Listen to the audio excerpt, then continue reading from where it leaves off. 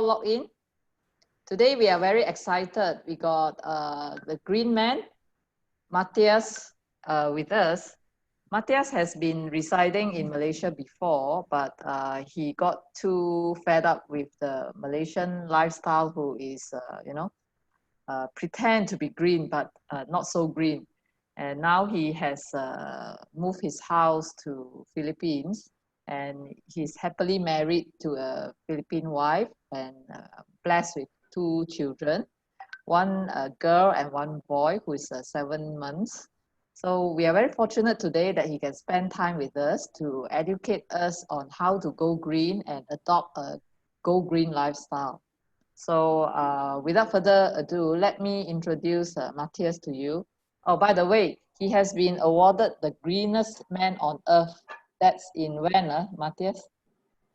2008. 2008. He was awarded the greenest man on earth. So over to you, Matthias. Everyone, all right, thank you so much. Give a hand to Matthias for helping to organize this talk. Thank you. Thank you. My pleasure, Pauline. Thanks for the kind introduction. Yeah, the title that I got was Greenest Person on the Planet, but it's all relative, you know. Green is a question of what you define as green, what impacts do you look at, and I will show you one guy in a while that I think is even greener than me, so watch out for this. We might have some surprises during our presentation. There will be a surprise as well about something that I wear but cannot show. Don't let your imagination run wild. And I have to admit as well at the beginning that, you know, normally I look slightly different. I'm completely botak because botak is very good for the planet. It saves shampoo, it saves water, it saves money. So it's excellent for all of the different aspects. By the way, there is a Q&A function. You can go in there and you can put your questions in there. I will be asking them later on. The idea today is it's not just me talking, but it's as well you getting the chance to ask questions and me responding to those questions. We really want to give a talk about go green at home, in the community, with your Leo friends, maybe even at work, in your office, in your business. How can we go hijau? Step by step, sikit-sikit, lama-lama jadi bukit. If anyone is going to watch this video afterwards, this is a Malay saying that I learned in Malaysia. I had a talk with a taxi driver, and the taxi driver asked me, hey, you know, got work here? That's usually one of the questions that the taxi drivers ask. And I said, you know, sometimes I work, but, you know, most of the time I just do what I love doing.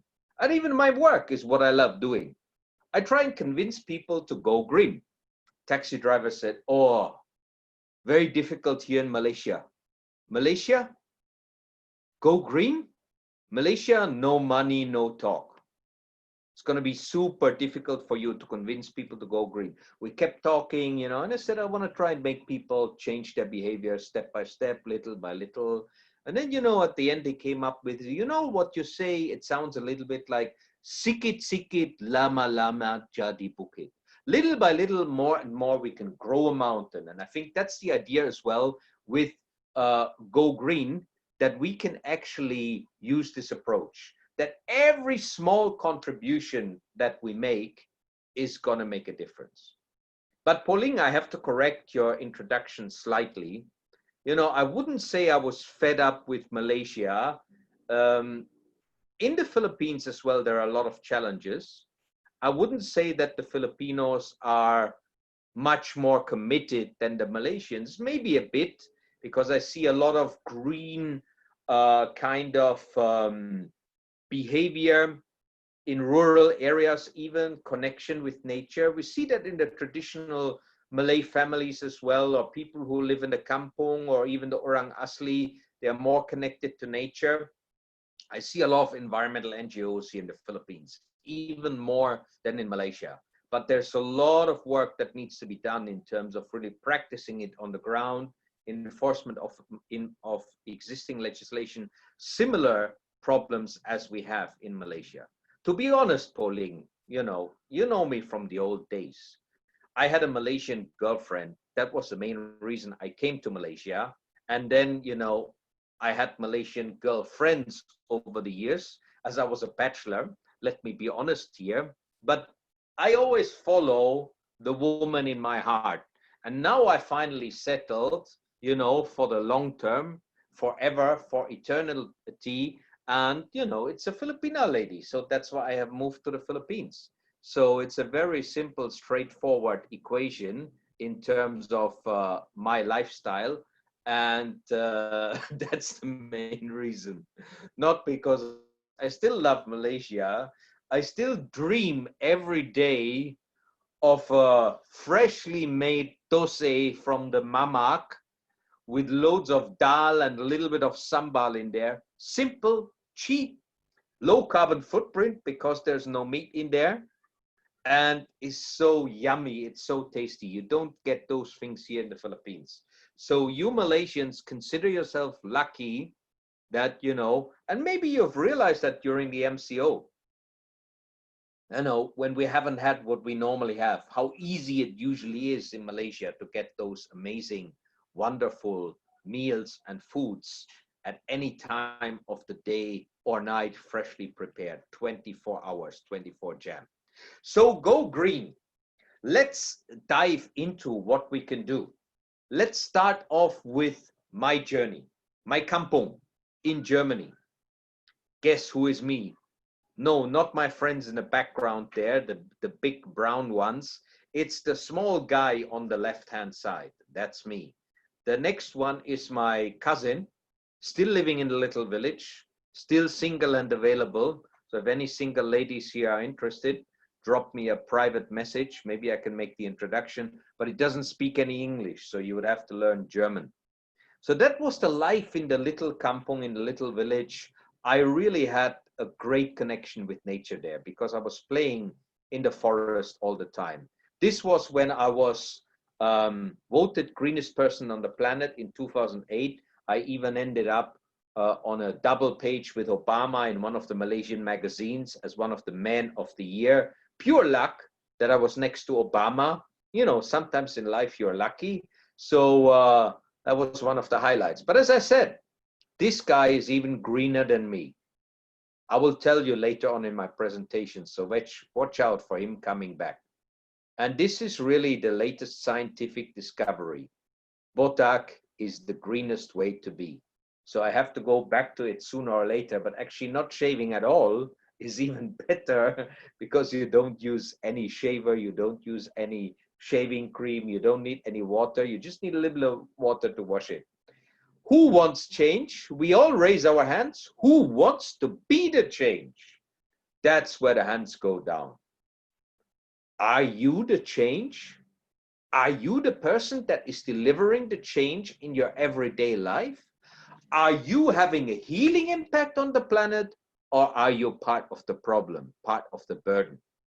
One of my idols, the former German ambassador to Malaysia, this rattan basket that he was carrying there, he used it for 40 years all over the world. It's been in South America, it's been in Europe, the different postings he had, and he had it back in Malaysia again.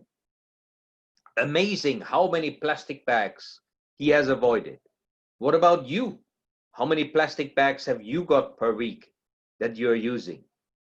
Can you try and eliminate close to zero your plastic usage? Is it possible? Can you put the plastic that still comes in eco bricks? Give it to recycling facilities? What is your contribution? What is your environmental impact? This German ambassador didn't even use most of the time a Mercedes-Benz or a BMW, what people would expect. Most of the time he was using the bicycle to get to his office as an ambassador. And I don't know whether you've ever been in the German embassy, but it's in Menara Tan and Tan. Can any one of you who maybe have been there give me in the chat box an idea what floor the German embassy is on? One of you who comes very close will get a prize. You will get my book, my GreenMan book in PDF form.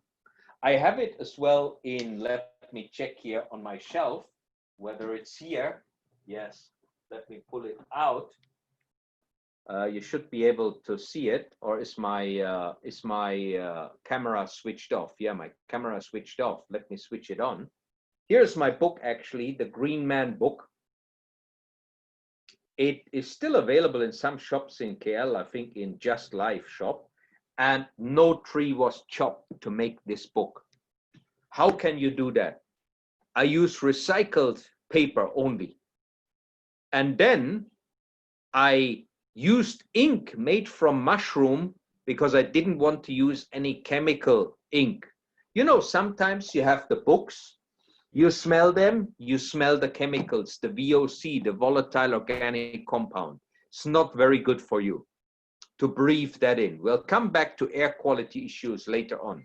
So this gentleman, the former German ambassador to Malaysia, he often walked all the way up. I can't see any one of you having commented how many floors we have. Any one of you got an idea? German embassy? Please comment in the chat box. Are you guys still awake? Are you still there? Give it a try. Give it a try, even if you don't know. Very often, most of the time, when this gentleman entered the German embassy, he walked all the way up.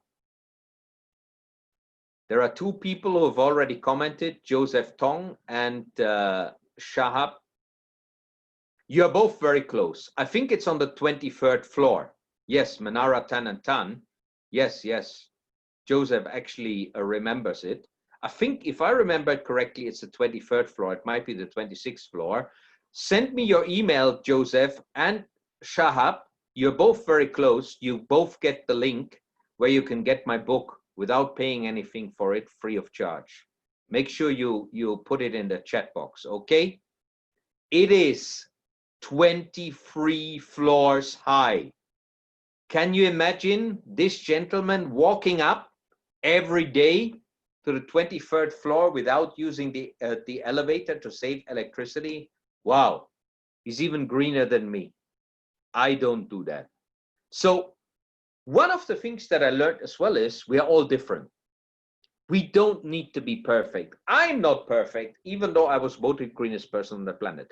You don't need to be perfect, but important is sikit-sikit, lama-lama jadi bukit. Start where you can make a difference to do something. Polling, you commented to the panelists so nobody else will see it. You should comment to everybody. You walk up 3 floors to your office. Yes. If you have, you know, a couple of floors in a Malaysian office building, you know, if it's 3, 4 floors, I usually take the stairs as well. But 23 floors, that is amazing. That's incredible. Absolutely incredible. Another eco hero for me here, the next one, a businesswoman from the Philippines. When I came to their company and give a talk, the takeaway gadget, the memento they gave me was all made from recycled and natural materials. Incredible. That company had saved 30% of their electricity bill with energy efficiency actions. Incredible. Sikit-sikit, lama-lama jadi bukit. How about the things that you buy, the things that you wear? We have incredible power with the money that we have. How do you invest? I will give you an example of my green investment at the end of this talk. Our money talks. No money, no talk. Think about what you buy. Is it healing the planet or is it destroying the planet? Again, we are not perfect. Not everything I buy is eco-friendly. This is organic coffee, fair trade coffee. I bought this in Germany. The problem is if you buy this in the Philippines or in Malaysia, it costs a lot more. In Germany, the price is just a little bit more expensive than the standard coffee. Because a lot of people buy this. So they have economies of scale, it's affordable. But here is something from Malaysia. My eco-friendly underwear. Can you believe it? This is a Malaysian brand.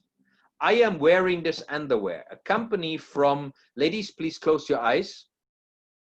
I am wearing this from a company in Penang. Did you know that Malaysia has eco-friendly underwear made from organic cotton or even bamboo?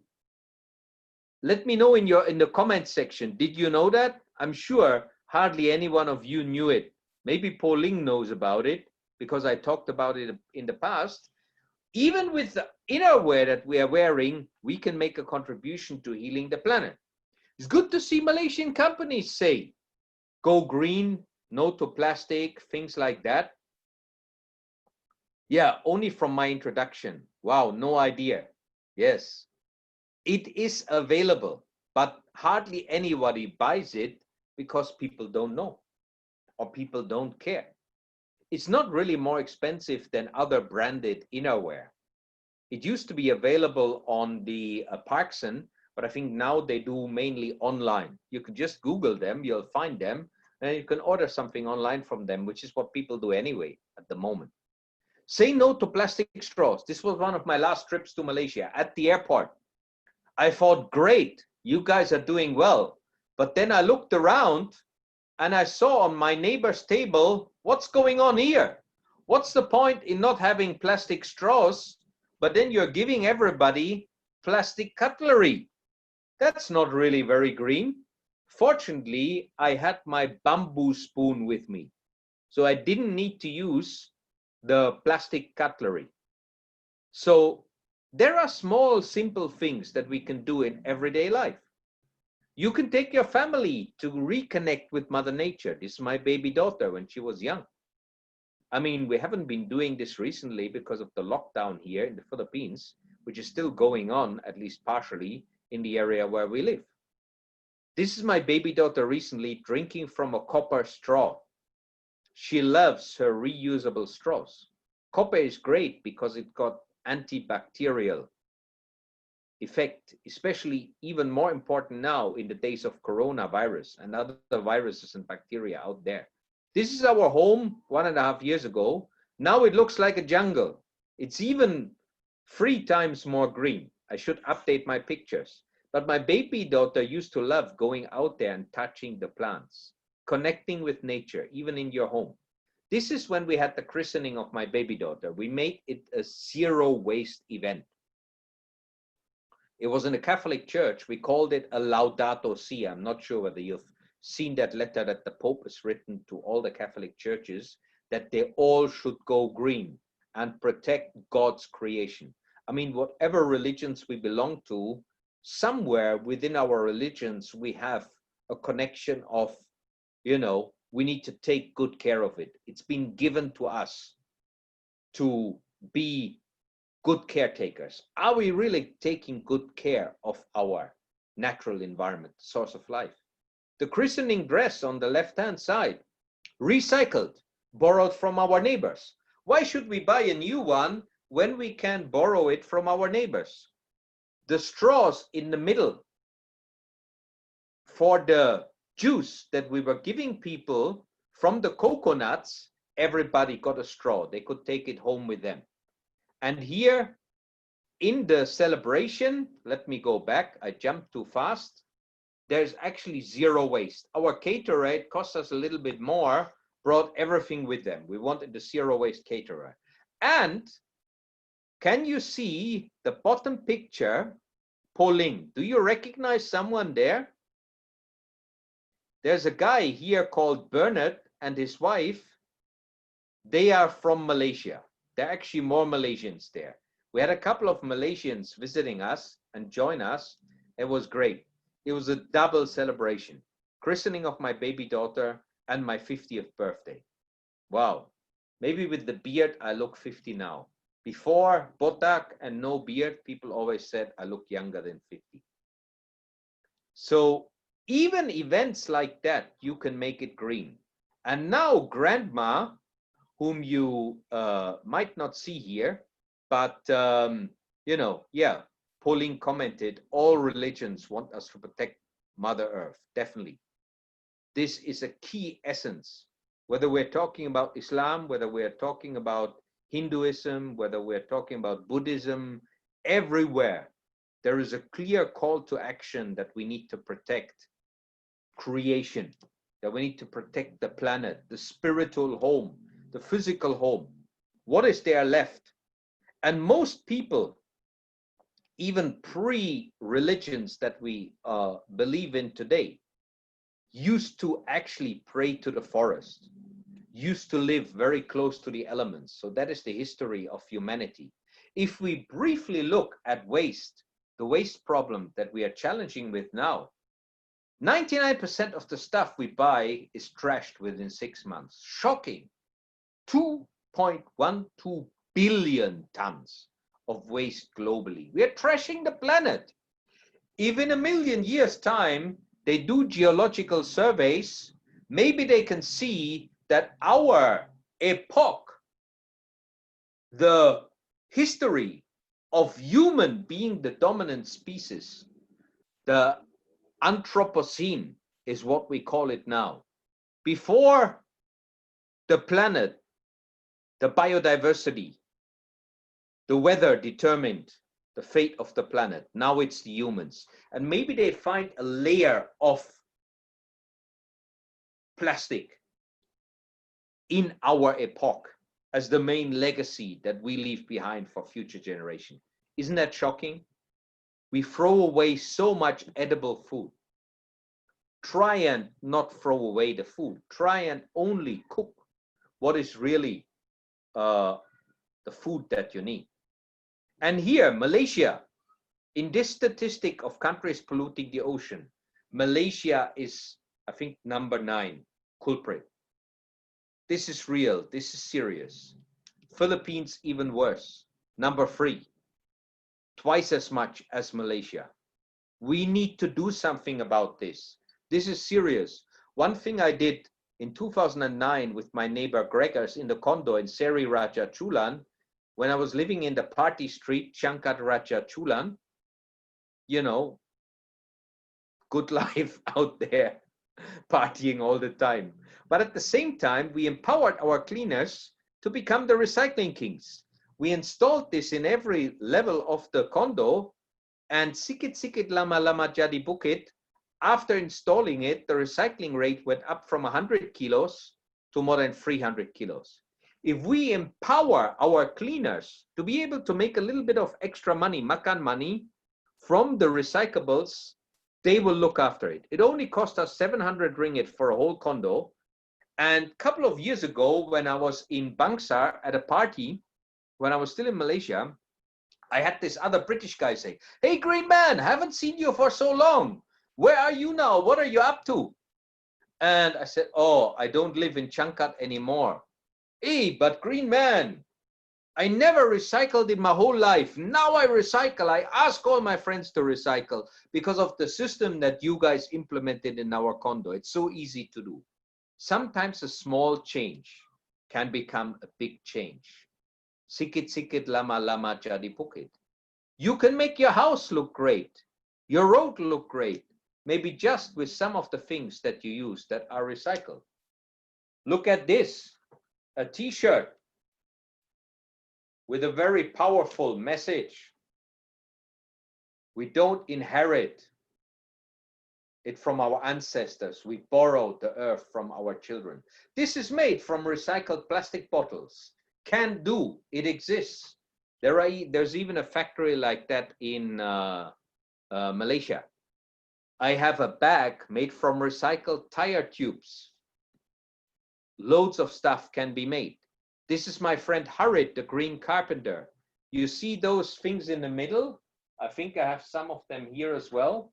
A coaster that I have at home to put the coffee on here. Guess what this was originally made from? Old, thrown away pallets, industrial pallets. Nicely cleaned up, shaved off the top, put nice designs in it. Left, their latest brand, which is Orang and Bula, their menswear and women's wear made from the waste material of their production in their factory. Incredible. So we can turn waste into value. We can even on a business front. Another example is that I recently saw is a Malaysian-made maglev motor. I was amazed. I went to a factory in Shah Alam, 30, 40, 50% electricity savings, switching from a typical induction motor. So Malaysians are coming up with incredible innovation that can be used in our daily lives. Here are some tips in the book. Actually, I think I will make the book available for all of you. I will send Pauline a link where you can download my book free of charge. So let's do that. And I will as well invite you to another webinar on Monday on air quality. Pauline, I'll send you the link because some people couldn't attend. I think air quality is an important thing that we need to look at now. Build a green community. Reach out to the religious organizations that you work with, children in the school, green clubs at university. Maybe we can cycle in the neighborhood now. Now we've realized how amazing the air quality is if we don't use the cars and vehicles anymore, especially in very polluted places. Metro Manila, people could see the mountains again. Now we are forgetting that. Maybe in your condo, you can implement a similar recycling system like we did. Very cheap, but very powerful. Now, in the name of hygiene, this was just recently in the online newspaper that I read from Germany, loads of additional waste in the corona crisis.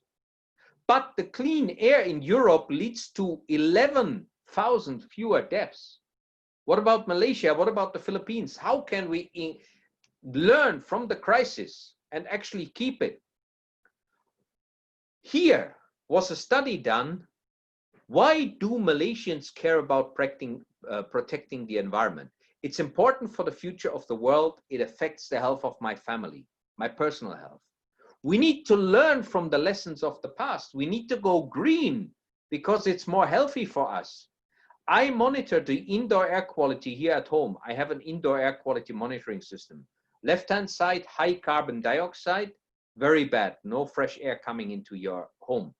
Right-hand side, PM 2.5, red, 184. There were even studies done that in places of high PM 2.5, those are the small particles that go into your lungs. In areas with high PM 2.5, the mortality rate of COVID patients was higher.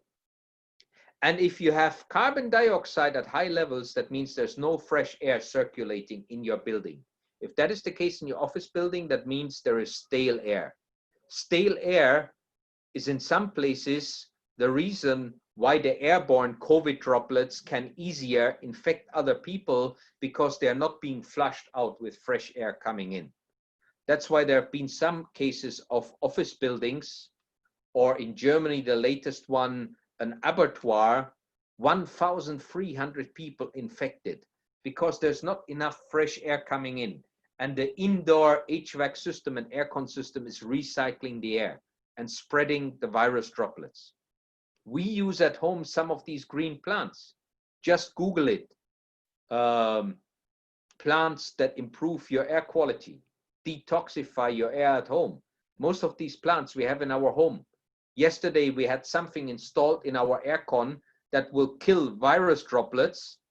When the guys who came here to install it, they were amazed how green our home is, how many plants we have in our home.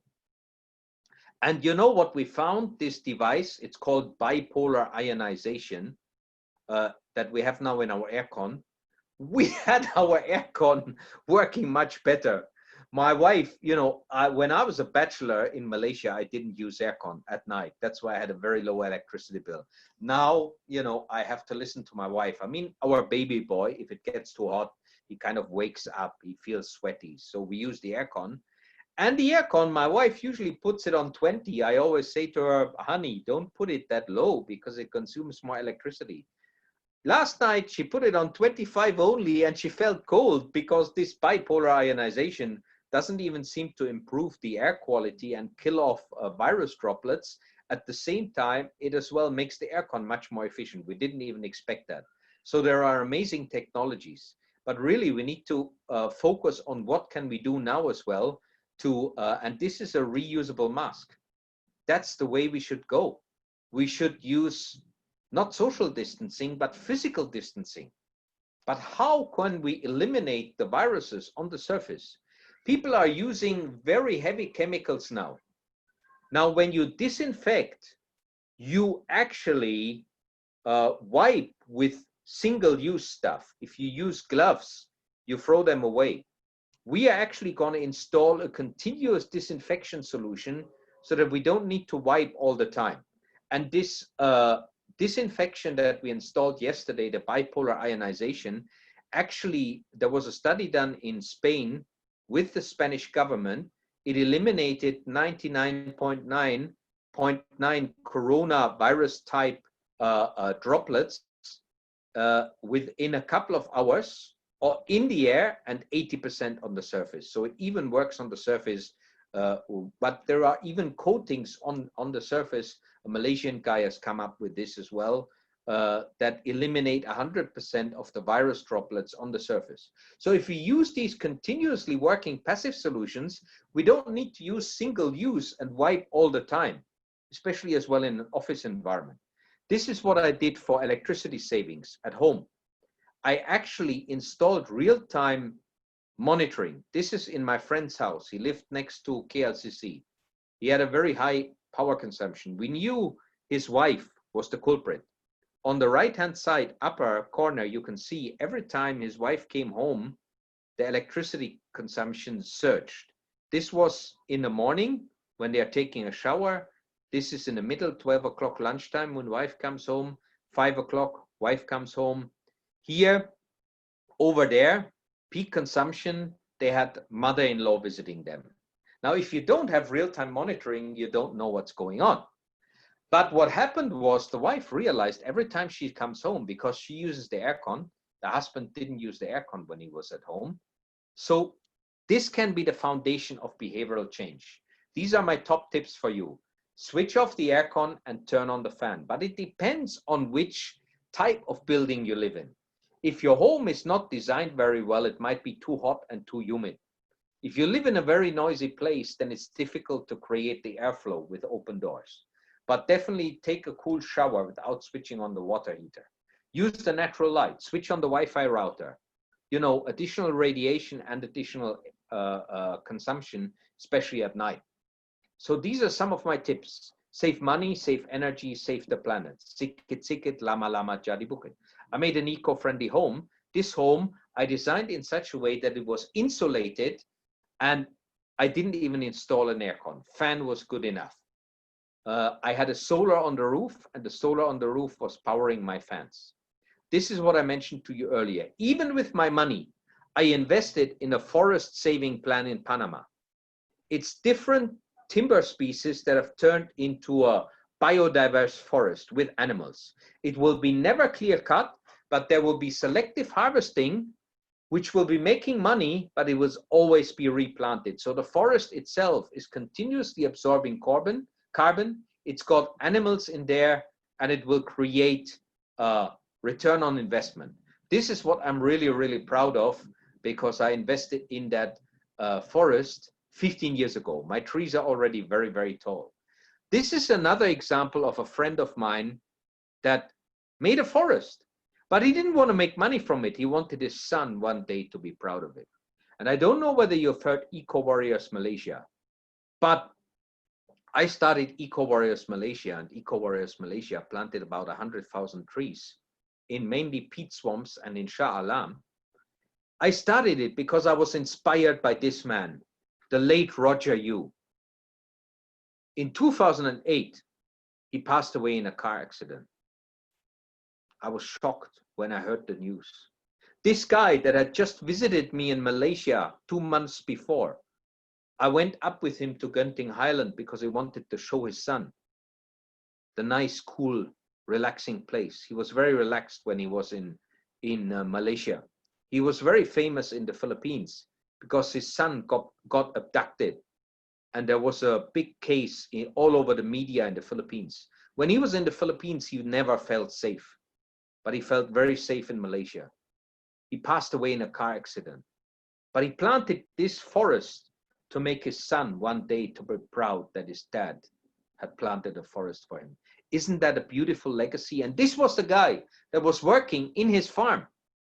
A guy that was just living locally, eating the simple local food, never traveling, never taking a flight, very low carbon footprint, even greener than the GreenMan.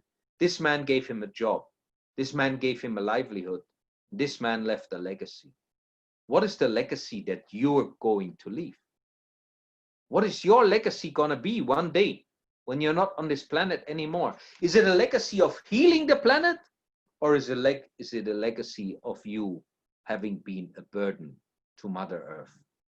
Every day should be Earth Day, not just one day. Every hour should be Earth Hour, not just 1 hour. But don't worry, you don't need to be perfect. Start with small steps. Deforestation and climate change could unleash a mind-boggling number of coronaviruses. With corona, we might get a vaccine. With climate change, once the temperature goes up even 2 more degrees Celsius, there will not be a vaccine. We need to take action now. And this might start with you going climate neutral. I calculate my carbon footprint and I buy carbon credits to make my life and my flights carbon neutral. Our electricity bill has gone up because I'm working from home now, but while I'm not flying, that massively reduced carbon footprint. This is what I recommend you as well. Go climate neutral now. Make a screenshot, or I will give polling the site as well. You can sign up and make a pledge to becoming climate neutral. And there are instructions on that site how to calculate your carbon footprint and then how to buy carbon credits after you have reduced your carbon footprint to make your life climate neutral. Then you are not a burden anymore to the planet. Because of our children.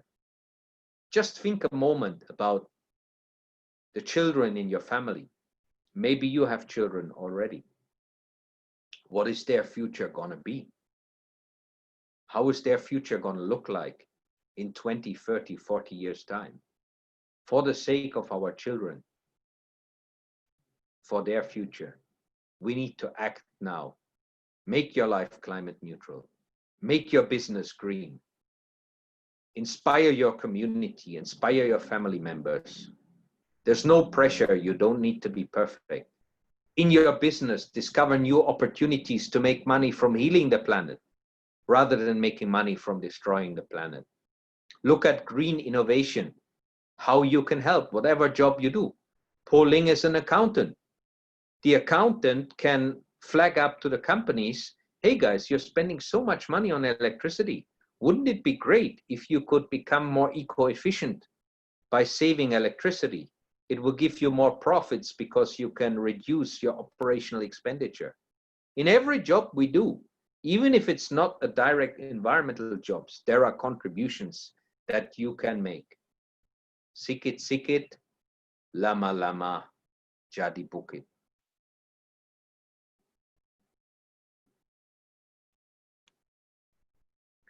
So please share your comments, share your questions, use the Q&A function, use the chat function. I'm still here. We still have time for questions and comments. We still have 15 minutes. I talked a little bit longer than I was originally expecting. Any comments from your side, Po Ling? Any main message that you picked up from my talk? Like as usual, I'm very excited about your talk, and I got to know the carpenter that you have and the people surrounding you. Maybe you can give some context behind, because I got friends who also listen to this talk. He wanted to be connected on solar power and other stuff. Yes, yes. Yeah. I mean, I leave the questions to others. Elios, please raise your questions if you have any burning questions you want to ask GreenMan. Yeah, I see somebody has comment on the Q&A. Right. What inspired me to become the GreenMan? I think it was my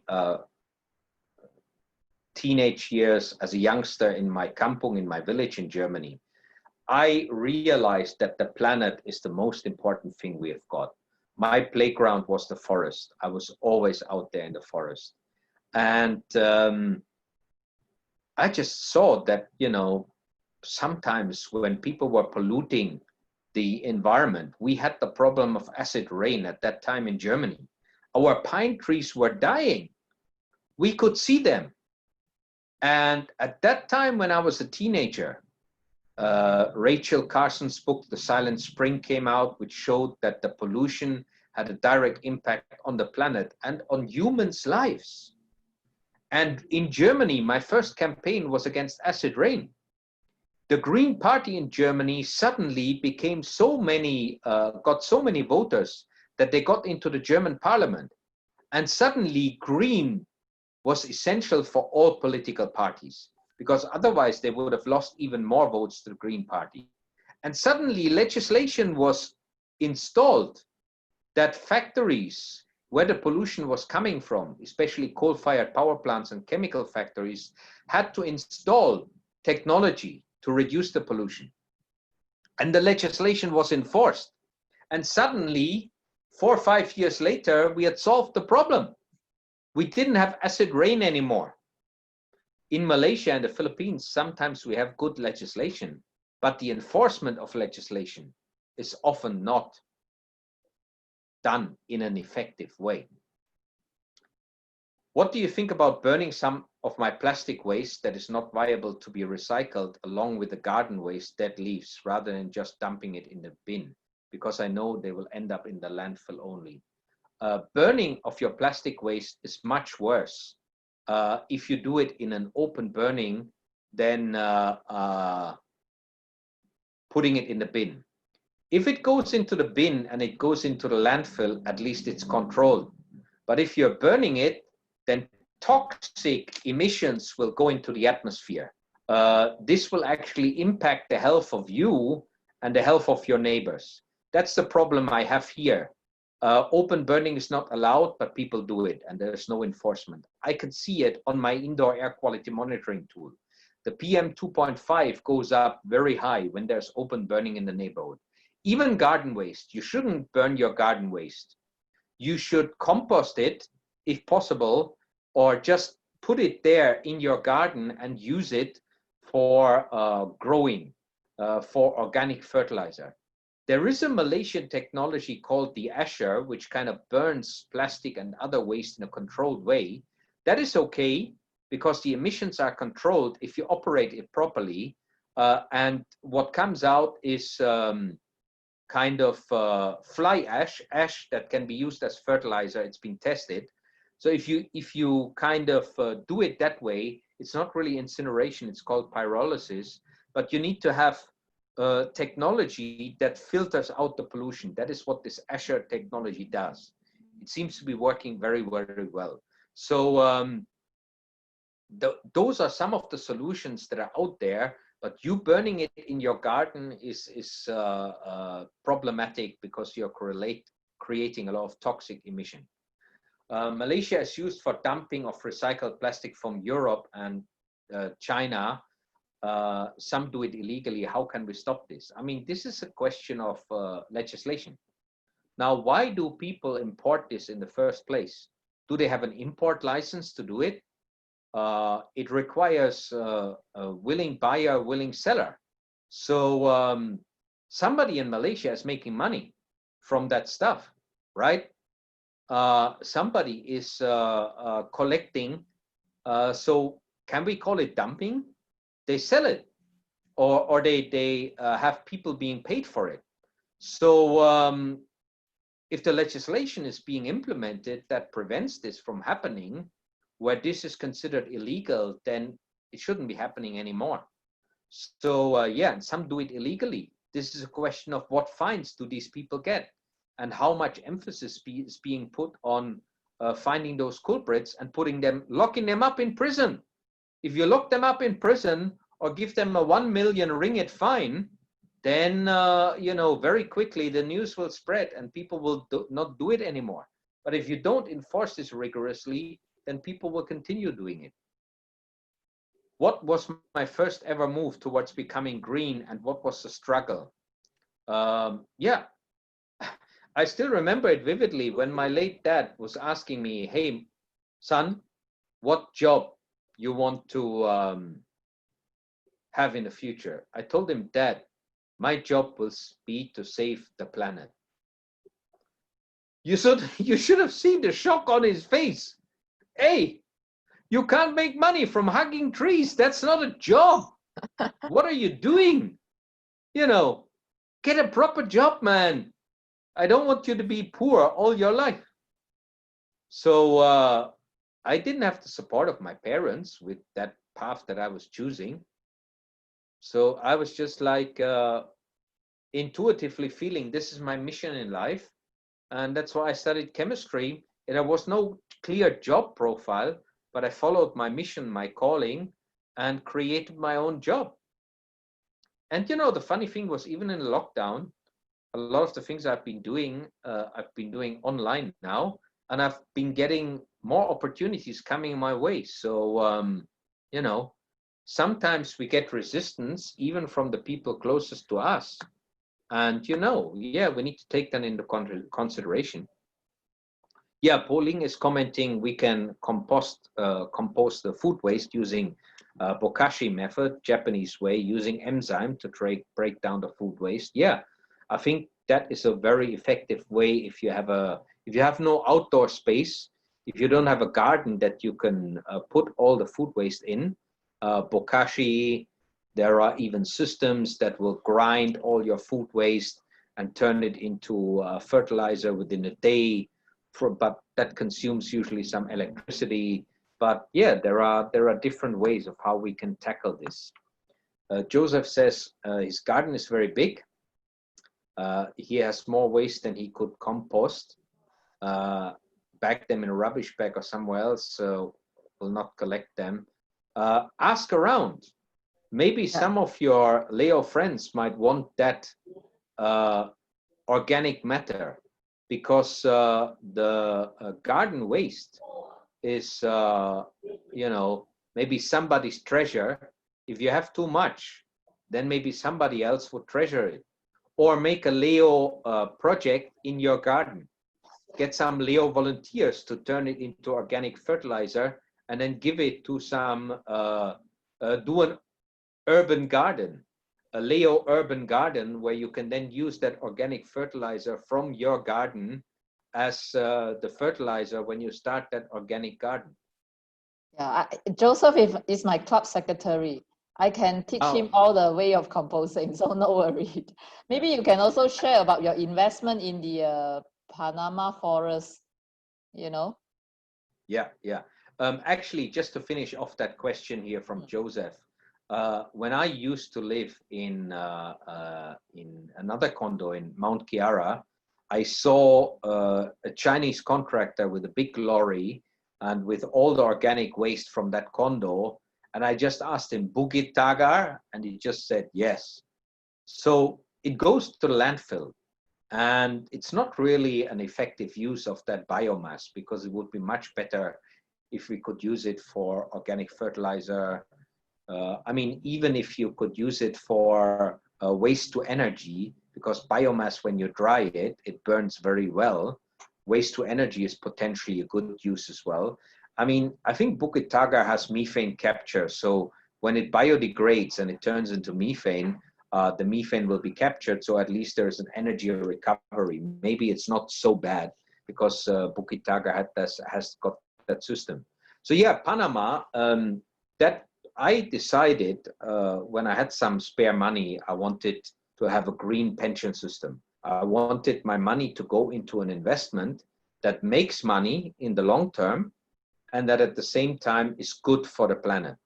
So that's why I choose this company in Panama, because they had credibility, they had a track record. If you do forestry investment, you have to be very careful, because there have been a lot of scams as well. But this is very legit. I have my 4 hectares. I own the land. I bought the land in my own name. And I should get per hectare over the next 10 years time a return of about 150 to 200,000 US dollars.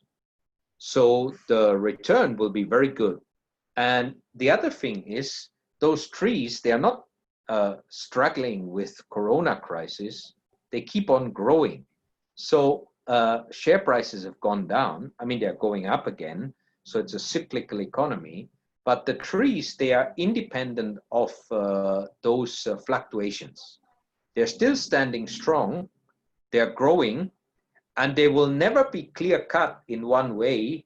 They will always be selectively harvested and replanted. But that wood, which is sustainably planted and sustainably certified, will be turned into high-end furniture. So some of the wood that the green carpenter is using as well in Malaysia comes from sustainably managed forests or sustainably managed plantations. That means best effort is put in place to protect the original forest and only selectively harvest, always have a forest cover, always have a home for the animals. You don't turn it into monoculture. You have different species that you plant there, and that way you can get this eco-friendly system. But in the plantation case, the eco-friendly plantation, it's as well designed to make good money. How do you cope with unsupportiveness from your family members back then? I just told them, this is my mission. Even if you don't agree with it, that's the path I have to go. You have to let me go because I know it deep inside, in my soul, that's my life's mission. I will not choose a different path just because you think it's the right thing to do. You got to let me do my path. And I earned my own money. I didn't need the money of my parents to study. I mean, I have to say that the German government is quite good. My late father was a simple bricklayer, so my parents didn't earn big money. If you come from families that don't have big money or big assets, you get government support. Half of it was a grant, half of it was a loan. And even that loan in Germany, 0% interest, and you only need to pay it back 5 years after you finish study. And if you pay it back in one shot, which I did, there was another 30% discount from the German government. So the German government really looks well after the people that need support. So, you know, and I never had to pay any student fees. So I could go to the school I wanted without it being a burden on my parents. When the teachers recommended that I should go to the best school in the area, my parents said, no, nobody from our village ever went to our school. But already, that was when I was 10 years old. I said, I want to go to that school. So I was always a man on a mission. I had a clear idea of that I have a life mission. And so my parents couldn't impose things on me. I was not dependent on their money, and I was able to choose my own path. And I think, you know, even though it's sometimes difficult for us as parents to take, we need to empower our kids to go their way. We need to guide them and support them, but not prescribe their path to them. Otherwise, they'll be unhappy in the future. And I've seen that with a lot of Malaysians. They study what their parents want, but later on in life, they realize they don't actually like what they are doing. And then, you know, we have an unhappy scenario where we are not really following our mission in life. So the next one, yeah, school kids. What do you suggest? How could we teach green living to preschool kids? They may be too young to understand. Is there something preschool teachers can do with them? I think, you know, the school kids, why don't we let them play with the planet? Why don't we take them to the forest? We take them to a nice green place. We teach them how to plant and appreciate. We teach them how to recycle. One of the first things my baby daughter, when she was 1.5 years old, when she started speaking, could say was eco brick. Oh, Daddy, I want to help you with your eco brick. Because she saw us putting the plastic waste into the eco brick. So I think we need to do practical things with kids. Making a mini garden in the preschool, if there is space. and let the kids get their hands into the soil. Okay, now we have to be super hygienic during Corona. We can't do certain things, but once this is all over, I think, you know, planting with kids, upcycling, recycling with kids, doing very practical things with them is something that really inspires them. Any activities can be taught to preschool, kindergarten kids. Yeah, I think those things, and there are schools that have actually integrated that. Even, you know, simple, what we do at home sometimes, you know, some storytelling with the kids.